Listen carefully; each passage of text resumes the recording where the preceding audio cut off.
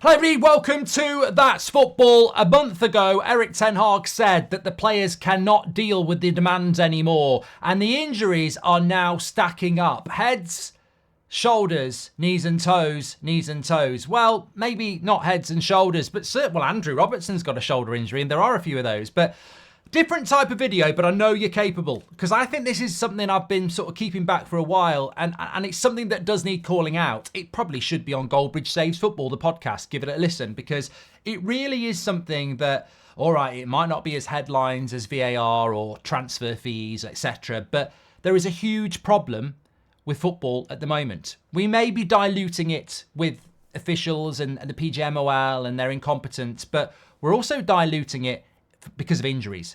Footballers are playing too many games.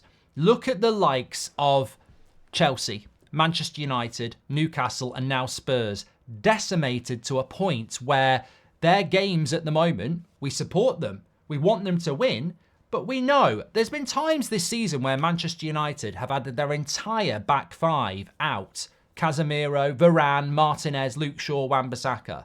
Look at Spurs now. Van der Ven, Richarlison, Maddison, all going to be out injured. Look at Chelsea. Yes, they've spent £1 billion, and at times it felt like their whole squad was injured. Look at Newcastle. It's stacking up as well. Yeah, you can go and buy players in January, but my point is, the demands being put onto players now, you can talk about officiating, and it is destroying the game, but we're also destroying it in another way, and it shouldn't be silent. People will say, well, they're not all muscle injuries, Mark. Foot, toe, ankle, knee, hamstring, muscle, groin, shoulder. It doesn't matter. There isn't a distinctive injury that is because of overplaying. If you go and play the football in your back garden 7 days a week and you stub your toe, but you didn't play one day on the day that you didn't stub your toe, you don't stub your toe.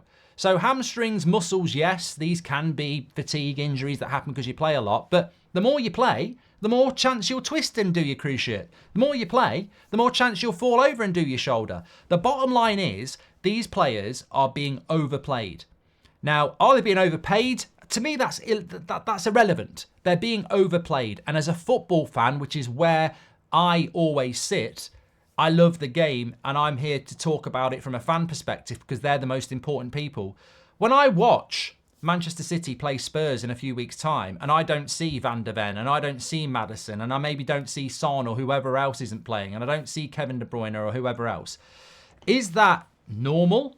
Or is it because we are demanding too much of these players? And don't forget as well, it's not just injury. What about the players that are being overplayed but don't get injured, but aren't performing to their level because they're tired, because they're playing 3 games a week? I've seen this at Manchester United. You might have seen it at your own club as well. There's been times, certainly this season, where I've looked at a Marcus Rashford or a Bruno Fernandes or a Casemiro, and people will say they fell off or they're not very good. But actually, look at the volume of games they've played in the last year. I think Bruno Fernandes has played more football than anybody in Europe over the last 12 months. And then you see them maybe not at their best. And instead of saying they fell off or they're not as good, maybe they're not at the level they need to be because they're not getting the recovery time. Their bodies are operating at 70, 80% instead of, a lot higher. I don't know where this is going to resonate. Get your comments in below. I'm very interested because I think it's impacting all clubs. I spoke to a physio from a football club a few weeks ago. I speak to a few because obviously what I do and what you like to find out about injuries, etc.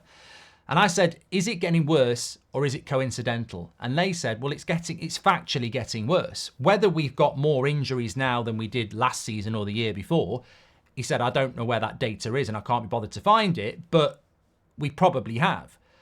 But even if we haven't, that would just be a coincidence because the reality is we're going to see more and more injuries. I personally have never known, certainly when you look at Man United and Chelsea, I've never known it at the start of the season to have the volume of injuries that we've had. And they're not short injuries as well. It's not like a little knock and they're back next week. A lot of the injuries you're seeing are like, look at the Dan Burn one. He's out for 2 months now. There's a lot of injuries that are 2 or 3 months. And that has to have an impact. I mean, gone are the days where you could ever pick a best 11 anyway, because the game, there's more subs, there's more games anyway. But I think it's very hard to pick a best 11 now anyway, because We used to do things like combined 11s. Very difficult to do it because it's very hypothetical anyway. But also, when do you ever put your best 11 out for your club? And as I said, the sheer volume of injuries that are there, and it's only going to get worse. It's not like, I was thinking about this before I did the video. I was like, the one thing what's the point of the video? Why do you want to do it? Well, the point of the video is because I think we're in a crisis. I think players have mentioned it, managers have mentioned it, and I think it's there, and I think you need to open your eyes up to it. Why is it a crisis? Because the quality of football will drop down. It will drop down for two reasons. One, injuries to good players, worse players come in, quality drops. Or two, players playing too much won't be able to play to the highest level, so quality drops. Whatever way you look at it, quality drops. Why is it dropping? Money. Who gets the money? Well, it's not us. It's not really the players. If I'm Saka and I'm on a couple of $100,000 a week, and they ask me to play an extra Champions League game next week and next year, and they ask me to play in a Club World Cup in a couple of years, does my basic wage go up? Only if I renew my contract and negotiate that. So the money from these extra games, where does it go? UEFA, Premier League, clubs. Doesn't come to the fans. Do we get cheaper tickets? No, we're buying more tickets. We're paying more subscriptions. Do the players get more money? So the quality goes down, the money goes up. And this is the problem with football and the pyramid of football. Certain people get very rich and other people just pay more for it. Ultimately, that's what it is. Next season, there's 2 or 3 or 4 extra Champions League games. There's a Club World Cup on the horizon. We had a Winter World Cup last year. There's going to be another one in a few years' time. It's all about more games, more games, more games, more games. And it's incredible that the way our game is being governed at the moment, we are allowing it to deteriorate in front of our eyes because it's something that we love. It's a bit like Star Wars since it went to Disney, isn't it? We remember some of us remember the original Star Wars trilogy with great affection. Maybe not the prequel trilogy. It gets purchased by Disney. They churn out loads and loads of Star Wars stuff, and most of it's not very good. Some of it's okay, but most of it's not very good. And none of it stands up to the original trilogy.